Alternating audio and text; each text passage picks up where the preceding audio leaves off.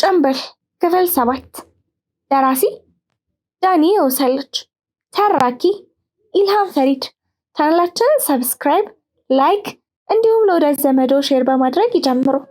ወደ ታሪኩ በደመና እንደተሸፈነ ፀሐይ ኃይል እንዳነሳት አምፖል ብልጭ ድርግም የምትለው የመናይን ብልጭ ብላ የምታየው ከሆስፒታል አልጋ ላይ ሁለቱ እግሮቹና አንድ እጁ በፋሽላ ተጠቅልሎ ፊቱ በፕላስተር ተለጣጥፎ ግሉኮስ በእጁ ላይ ተተክሎለት ከሆስፒታል መኝታ ክፍል አልጋ ላይ የተጋደመውን ፍቃዱን ሲሆን ድርግም አድርጋ ስጨፍን ደግሞ በህይወቷ ያየችውን መከራና ስቃይ ነው።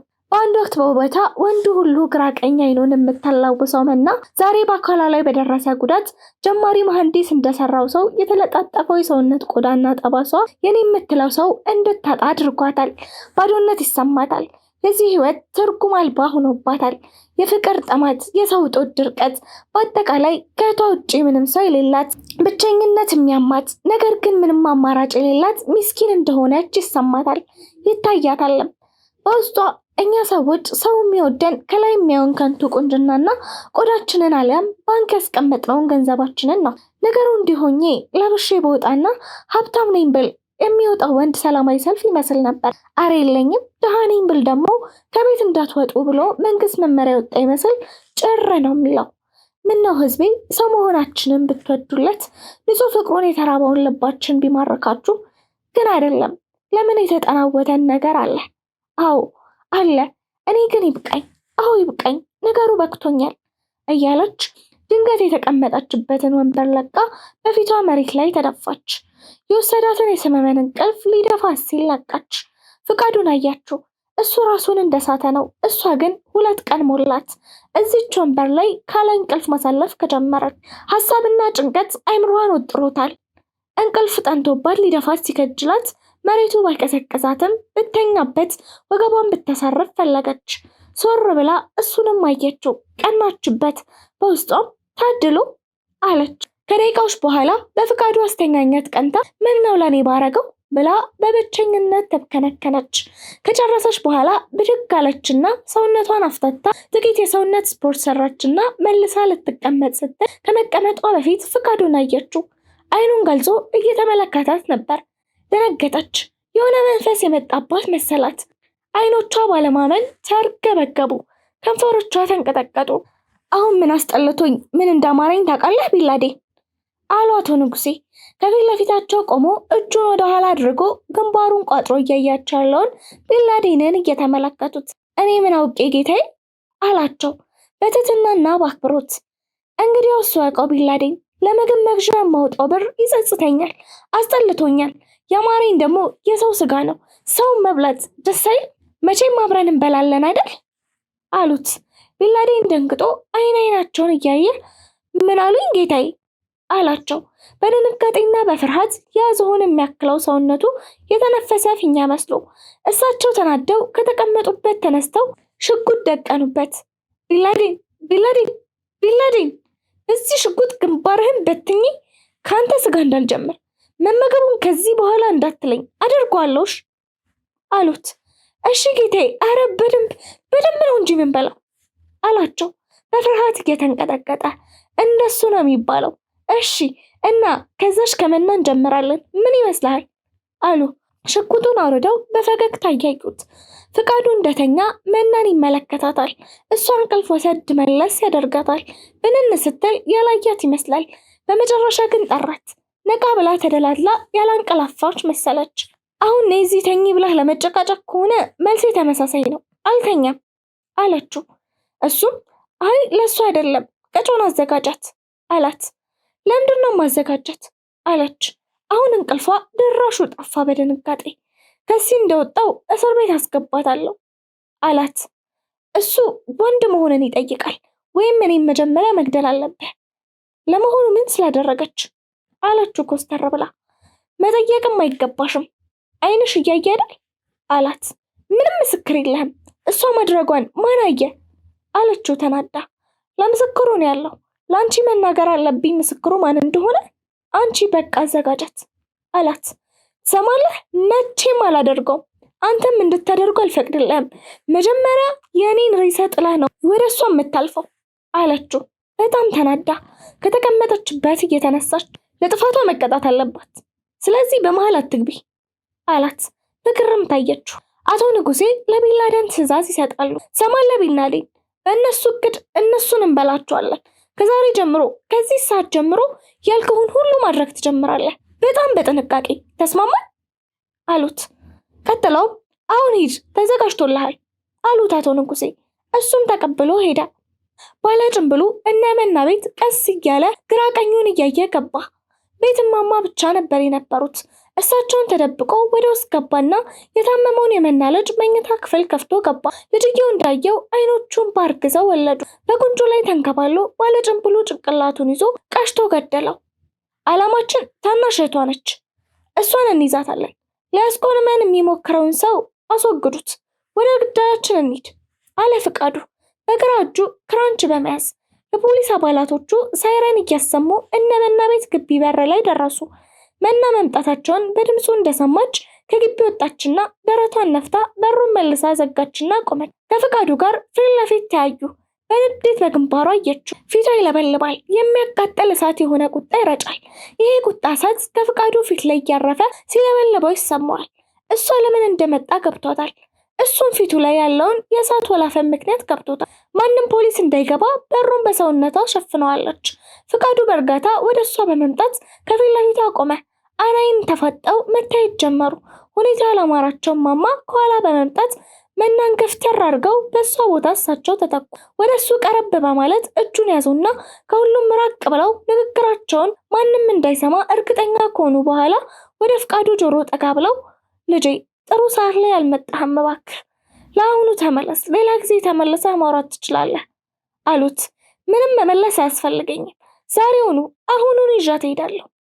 እንደተገነጠለ ጣሪያ በሚስማር በመዶሻ ስቀጠቅጠኝ ውላ ትቻትማ አልሄድም አለ። ለምን አትሰማኝም የኔ ልጅ? ጥሩ ጊዜ አይደለም አልኩህ እኮ። ምን አለበት ተረተኝ ለዛሬ እሺ ብትለኝ አሉት። እማማ ምን ተፈጥሮ ነው አላቸው ፍቃዱ ለስለስ ብሎ። አልጋ ላይ የነበረው የመና ልጅ አርፏል፣ ማለቴ ሞቷል አሉት። ፍቃዱ ደነገጠ። ለደቂቃዎች ዝም ብሎ ካያቸው በኋላ እማማ ምን ሆኖ ነው አለ። ግራ ተጋብቶ ምን እንደሚያወራ ባለማወቅ እንጂ ታሞ እንደነበረና በህይወቱ ወደ ውጭ ወጥቶ ፀሐይንና ጨረቃን ለይቶ እንደማያውቅ ያውቃል። ግን አመለጠው። ምን ያርገው? እማማም በፈገግታና በግርም ታይተው የሆነ ነገር ሊናገሩ ሲሉ ከጀርባ አንድ መኪና በመምጣት ሲቆም እማማ ሊያወሩ የነበረውን ቃል በመተው ወጡትና የእሳቸውንም የሌሎቹንም ሰዎች ትኩረት ወደ መጣው መኪና ሆነ። ከኋላ መኪናው ክፍል በሩ ተከፍቶ እጅግ የሚያምር ጽድት ያለ ጉርድ ጫማ ያደረገ እግር መሬት ላይ አረፈ። እግሮቹ መሬትን የተጠየፉ ይመስላሉ። እንደ ጥጥ የነጡ ካልሲ አድርገዋል። ያደረገው የጨርቅ ሱሪ አነስተኛ ነጭ ሸንተረር በጣም በቀጫጭን የሚታይ ባይሆንም ሙሉ ለሙሉ ጥቁር ነበር። ከመኪናው ወርዶ በሩን ሲዘጋው ጥቁር ክብ ኮፍያና መነጽር አድርጓል። አቶ ንጉሴ ነበሩ። ከላይ የሱፍ ኮትና ረጅም የቆዳ ውጤት የሆነ ካፖርት አድርገዋል። ከሳቸው በኋላ ቢንላደን ወረደ። ሁሉም እያዩት ደነገጡ። በይበልጥ ፍቃዱ ሞቷል ብሎ አምኖ ስለነበር መንፈስ የመጣ መሰለው። ወዲያው ደግሞ መና እሱ በቀላሉ አይሞትም ያለችው ትዝ አለው። ዘወር አለና እሷን ሲያት እሷም አየችው። መጀመሪያ አንተ ነህ አቀባበል አድርግለት አለችው። በእጇ እየጠቆመች ፈገግ አለች። ፍቃዱ ልክ እንደሆነች አመነና ወደ አቶ ንጉሴ እየሄደ ሳለ የእሳቸው ሞባይል ጠራ። እሳቸውም ከነሱ ራቅ ብለው ማናገር ጀመሩ። ምንድነው አስቻለው አሉ በንዴት። ለባለ ጭንብሉ የኔም ማንነት ማን የነገረው አሉ አስቻለው በፍርሃት በሚንቀጠቀጥ ድምፅ። ምን አውቅልሃለሁ? እኔማ 20 ዓመት ሙሉ ማንነቴን ደብቄልሃለሁ። ዛሬ ምን ተገኝቶ ነው የምናገረው አለ። ይኸውልህ ንጉሴ ደጋግሞ እየደወለ እያስፈራራኝ ነው። እድለኛ ነህ። ለኛ እኮ እንኳን ደጋግሞ ሊደውል ሐሳባችንን እንኳን በስርዓት ሳይሰማን ነው የሚዘጋው አለው። ኧረ እባክህ ፈርቻለሁ ንጉሴ አለ። እንዴ መፍራቴን ለማወቅ እንዳንተ ድምጼ መንቀጥቀጥ አለበት እንዴ? በየሰኮንዱ እየፈራው ነው። እባክህ ንጉሴ አለ። አስቻለው ወንበርህን ለመቀመጥ ብቻ ነው እንዴ የምትጠቀምበት አለው። እኛ ለኛ ትተርፋለህ እንላለን፣ አንተ ጭራሽ ቁልቁል። እላሁን ላወራህ አልችልም አሉና ስልኩን ዘጉት። ወደ ኪሳቸውም ከተቱት። የፍቃዱን መምጣት አይተው ሄዱና ከሱ ፊት ለፊት ቆሙ። አቶ ንጉሴ ሞት ከኢትዮጵያ ውጭ ሆነ እንዴ አላቸው። ለእግሩ ብሎ የያዘውን ዱላ መርኮዝ ብሎ። አልገባኝም ኢንስፔክተር ሲሉ መለሱ። ሞቱ ተብሎ ሳያልቅ በህይወት ተመለሷ። ይኸውም አምሮበት ደግሞ ከማማር ውጪ አፈር እንኳን የለቦትም አላቸው። ፊቴና ቆዳዬ ላይ አትሳሳት። እንዴት ይኖርብኛል ኢንስፔክተር? እኔ እኮ ሽሮ በልቼ አላደኩም። ባይሆን ሽሮ በልተው ያደጉትን ጠይቅ። ጠብቀኛ እንዴ አናግሬ ልምጣ ብለው ወደ መና በመሄድ ከፊቷ ቆመው ልጅሽ በመሞቱ እንኳን ሞተ አላልሽ ነው የመጣሁት አሏት። እንደ ሞተ የተሰማ ወይስ ማን ነገረ አለቻቸው። ከጀርባቸው ያለውን ፍቃዱን አየችው። እሱም አያት። አይመና ወሬ እንኳን ኢትዮጵያ፣ አረብ ሀገር፣ አሜሪካ፣ ሩቅ ምስራቅ በማይክሮ ሰከንድ ይሰማ የለ አሏት። እኔ የምልሽ ገላሽ ላይ የተዋሸው የሰው ቆዳ አይመለስም እንዴ አሏት። መና በጣም ተናደደች። ግን ፍቃዱ አለ፣ ምንም አታረግም። ንጉሴ የለበስነው እኩል ነው። አንተም የበርበሬ ቆዳ ስታወልቅ እኔም አውልቋለሁ። ግን ወሬውን አታስቀይስ። እዚህ ቤት ካለን ውጪ ማንም አያውቅም። አንተ እንዴት አወክ? ልጄን ገለኸዋል ብላ ዝም አለችና ፍቃዱን አየችው። አቶ ንጉሴም ደንገጣ። ንጉሴ እየጠየቅኩ ነው። ከቤተሰብ ውጪ ልጄ መሞቱን ማንም አያውቅም። አንተ እንዴት ልታውቅ እንደቻልክ ለኢንስፔክተሩ አስረዳልኝ አለችው ወደ ፍቃዱ እየተመለከተች። አቶ ንጉሴ ከልብ ባልሆነ ፈገግታ ሁለቱንም አፈራርቀው ተመለከቱ። ፍቃዱ ወደ እሳቸው ተጠጋ። ለጥያቄዋ መልስ ይኖሮታል አለ ፍቃዱ። በእርግጥ ይኖረኛል እንጂ አሉ አቶ ንጉሴ ለዘብተኛ ፈገግታ እያሳየው። ከኪሳቸው ሞባይላቸውን አውጥተው የሆነ ቁጥር ካሳዩ በኋላ ወዳጄ ይሄ የዚህ ቤት ስልክ ቁጥር ነው፣ ተደውሎ ነው የተነገረኝ አሉ አቶ ንጉሴ። ፈገግታዋ እንዳለችው ነበረች። ይቅርታ መና፣ ይሄ የእናንተ ቤት ስልክ ቁጥር ነው አላት ፍቃዱ ሞባይሉን እያሳያት።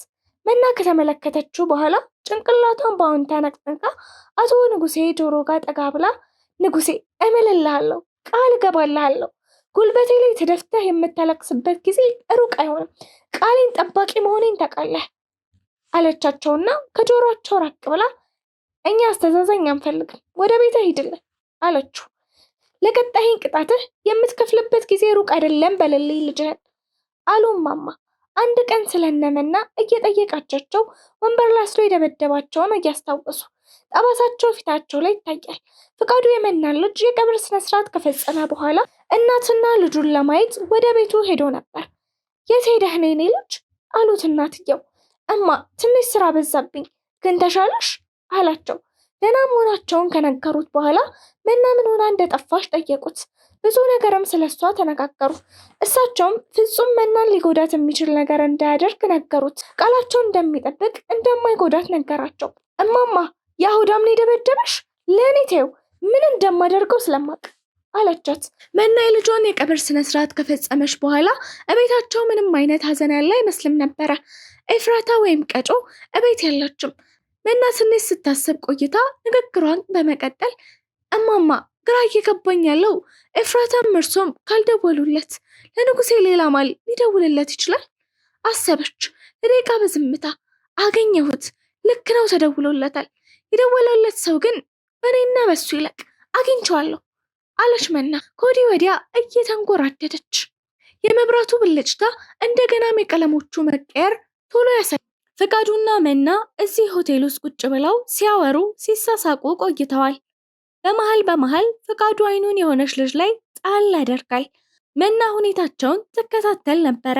ልጅቷን ጠራቻትና ይኸውልሽ የኔ ቆንጆ የሚፈልገው ነገር ስላለ እሱን አሟይለት እሺ አለቻትና በጣም በንዴትና ብስጭት አይታት ተነስታ ስትሄድ ፍቃዱ እንድትጠብቀው እየጠየቃት ሂሳብ ሲከፍል ልጅቷ እንዳሄድ ያዘችው። መና ጥላቻ አልነበረም እንደዛ ያደረጋት፣ ያናደዳትም ቅናት እንጂ። የፍቃዱ ከልጅቷ ጋር የነበረው የአይን ስርቆት ንግግር እጅግ አብግኗታል። እሱም ሀሳቡ ተሳክቶለታል። እሷን ለማስቀናት አስቦ ነበረ። ከቆይታ በኋላ ይህች ወጣት መጸዳጃ ቤት ደርሳ ከተቀመጠች በኋላ ስትወጣ ባለ ጭንብሉ ከፊቷ ቆሞ በጥፊ ያጮላት። ከሌላ ክፍል ተጠቅማ እየወጣች የነበረች ልጅ ደንግጣ ስትወጣ ባለ ጭንብሉ በወጣቷ ግንባር ላይ የደቀነውን ሽጉጥ ተኩሶ ግንባሯን ሲበሳው አየችና ደነገጠች። ስትጮህ እሷንም በቦክስ መቷት ከጣላት በኋላ አንድ ብጫቂ ወረቀት ጥሎ ምሽቱን አድምቆት አፍክቶት ያመሸ ሆቴል በዛች ልጅ መጸዳጃ ቤት ውስጥ ተገላ በመገኘቷ ሆቴሉ በረዶ የዘነበበት ይመስል ቀዝቅዟል። ባለከለር መብራቶቹ ጠፍተው ጭር ብሏል። ዝምታ ሰፍኖበት ፖሊሶች ወረውታል። ፍቃዱ የአካባቢውን መረጃ እየሰበሰበ ሳለ ባለጭንብሉ የጣለውን ወረቀት አገኘውና ተመለከተው። ከምወደው ሰው ራቅ ይላል በወረቀቱ ላይ የተጻፈው። ለትንሽ ደቂቃ አሰብ አድርጎ ጽሑፉን እያነበበ ወደ ኋላ መለስ ብሎ አሰበ። መና ከልጅቷ ጋር በነበረው የላይን ግንኙነት ተናዳ ለእሱ ሰጥታው መሄዷን አሰበና ፈገግ አለ፣ ጭንቅላቱን በአዎንታ ነቅንቆ። ራቅ ብላ በደረሰባት ቡጢ ጉንጯ አበጠው ወጣት በበረዶ ጉንጯን እያሸች እያለቀሰች ተቀምጣ አያትና በእርጋታ ወደ እሷ በመሄድ አጠገቧ ቁጢጥ አለ። አሁን ትንሽ ተረጋጋሽ? ልታናግሪኝ ፈቃደኛ ነሽ? አላት ፍቃዱ በፍጹም ትህትና። ትችላለህ። ደህና ባልሆንም ደህናነት እንዲሰማኝ እየሞከርኩ ስለሆነ ጠይቀኝ፣ እነግርሃለሁ አለችው። እሺ ምን እንዳየሽና እንደሰማሽ ንገሪ አላት። እሺ ከመጸዳጃ ቤት ስወጣ ፊቱ የተሸፈነ ሰውዬ ቆሞ ልጅቷ ላይ ሽጉጥ ደቅኖባታል። ከዛ ተኩሶ ግንባሯን ብሎ ደፋት። እኔም ስጮህ በቦክስ ጥሎኝ እዛ ሽንት ላይ ደፋኝ። እሺ ለመሆኑ ፊቱን የሸፋፈነው ወንድ ነው ወይስ ሴት? አላት ፈቃዱ። እሷም በምን ላውቅ እችላለሁ? ከላይ እስከታች ተሸፋፍኗል። ባይሸፈንም ሰክሬያለሁ። ስለዚህ ላውቅ አልችልም አለችው። እሱም ታዲያ እሷን ገሎ ለምን አንቺን ተውሽ? አላት። ፎንቃ ይዞት ይሆን? እኔ ምን አውቃለሁ? እሱን ጠይቀው እንጂ እኔን አላማከረኝ አለችው ብስጭት ብላ። ፍቃዱም እያያት ፈገግ አለ።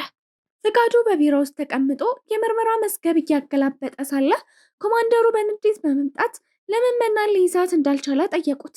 አያይዘውም አፍቅሯት እንደሆነ ጠየቁት። ለዛ እንዳልሆነ ነገራቸው። እሳቸውም አሁኑኑ ሂዶ ይዟት እንዲመጣ አዘዙት። እሱም ትዕዛዙን ተቀብሎ ሄደ። መና የካፌውን ስራውን በማቆሟ ቀሪ ደሞዟን ተቀብላ በመውጣት ለካፌው ጥበቃ ስትሰጣቸው ፍቃዱ ከኋላ እያየ ነበረ። ድንገት እሳቸውን እያዘዘች ይሆን እንዴ ብሎ ተጠራጠረ። እያሰላሰለ ወደ እነሱ ቀረበ። ፍቃዱና መና ሬስቶራንት ውስጥ ሙዚቃም ሆነ የሰዎች ጫጫታ በማይረብሽበት አየሩ እየቀዘቀዘ ፀሐይ ማደሪያዋን እየፈለገች ባለችበት ሰዓት ምሳ ይሉት መክሰስ ተመግበው ጨርሰው ፍቃዱ በትኩረት ያያታል። ስልኩ ጮኸ። ኮማንደር ነበር የደወለው። አነሳውና ወደ ጆሮ ወስዶ ለደቂቃ እሱ ምንም ሳይናገር በዝምታ ሲሰማቸው ቆየ። በመጨረሻም ስልኩን ዘግቶ ተረጋግቶ ኪሱ ከከተተ በኋላ መናን አያትና ቅድም ለሰውዬ የሰጠሻቸው ብር ክፍያ መሆኑ ነው አላት ፍቃዱ። ደሞዜን ሁሌም ለእሳቸው ነው የምሰጣቸው። ብቻቸውን 5 ልጆች ስለሚያሳድጉ በዚሽ ካገዝኳቸው ብዬ ነው አለች። መና የትላንቷ ልጅ እዛ ሆቴል ተገላ ተገኝታለች። አሁን ደግሞ ኮማንደሩ ደውሎ አንድ ባለስልጣንም እንዲሁ በመኪና ውስጥ ተገለው እንደተገኘ ነገረኝ። የትላንቷ ልጅ አስክሬን ላይ ደግሞ ይህን ወረቀት አገኘው አላትና ወረቀቱን አሳያት። ተቀብላ ነበበችውና ፈገግ አለች። ለጥቂት ደቂቃዎች ሲያወሩ ቆዩ በተረጋጋ ስሜት። በመጨረሻም በሆነ ነገር ተስማሙ። ጨለም ባለና ብዙም የሰው ማንነት በማይለይበት ስፍራ አንድ ሰው ካፖርት ለብሶ ፊቱ እንዳይታይ ባለኮፍያ ሹራብ ጭንቅላቱ ላይ አድርጎ መናንና ፍቃዱን በአይኑ ይከታተላቸዋል። ባለ ጭንብሉ ነው። የሚገላትን ተረኛዋን ሴት እየጠበቀ ነው። እነሱ አሁንም ይጨቃጨቃሉ። መና ትላንት ያረገችውን ደገመችው። አንዷን የቡና ቤት ሴት ጠራቻትና ከፍቃዱ ጋር አገናኘቻት። ወጥታ ሄደች። መና በሌላ በር ገብታ መጸዳጃ ቤት ወደሚወስደው መንገድ ስትገባ ፍቃዱ አያትና ልጅቷን መንጭቆ አስለቅቋት መና በሄደችበት ተከተለ። ግን ብዙም ሳይቆይ ጠፋችበት። ከጥቂት ደቂቃ በኋላ የቡና ቤቱ ሰራተኛ ወደ መጸዳጃ ቤት ስትሄድ ባለጭንብሎ አይቷት መከተል ጀመረ። እንደ አጋጣሚ ሆኖ ኤፍራታም እዛ ሆቴል ተገኝታ ነበረ። በዚህ መሃል ድንገት ባለጭንብሉ ሰው ወደ መጸዳጃ ቤት ሲሄድ አየችው። ተገረመችና ተከተለችው። የእሷን መሄድ ቀጥሯት የነበረው ሙሉነህም አይቶ ስለነበር ከርቀት እየጠራት ተከተላት። ባለጭንብሉ ሰው የመጸዳጃ ቤቱን በር ከፍቶ በመግባት በሩን መልሰው ዘጋውና ውስጥ ቆመ። መና ያለችበት መጸዳጃ ክፍል በር ከፍታ ስትወጣ ባለጭንብሉ ሰው መሳሪያ አውጥቶ ደቀነባት። ከት ብሎ ሳቀ። መናም ፈገግ አለችለት። ባለጭንብሉን ስትከተለው የነበረችው ኤፍራታ የመጸዳጃ ቤቱን በር ከፍታ ስትገባ ባለጭንብሉ ሰው የሽጉጡን አፈሙዝ ወደ ኤፍራታ ዞሮ ተኮሰው። ጥይቱ የኤፍራታን ደረት በስቶ ሲገባ መናም ሽጉጥ አውጥታ እየጮኸች ተኮሰች። የባለጭንብሉ እጅ ክንዱ ላይ መታችው። ኤፍራታ በጀርባዋ ወድቃ ደሟ መሬቱን አጥለቅልቆታል። ጓደኛዋ ሙሉነህ እላያ ላይ ሆኖ ሲያለቅስ አየችው። እሷም ተንበርክካ ከስር ሰቅስቃ አቅፋ ይዛት እየጮኸች ስትለቅስ ፍቃዱ እየሮጠ መጥቶ ሽጉጥ ደቅኖ እጁ ወደ ላይ በማለት ባለጭንብሉን ማረከውና ዞር ሲል ኤፍራታን አያት። ዝልፍልፍ ብላለች። ልብሷ በደም ተለውሷል። ክፉኛ ደነገጠ። ክፍል 7 ይቀጥላል።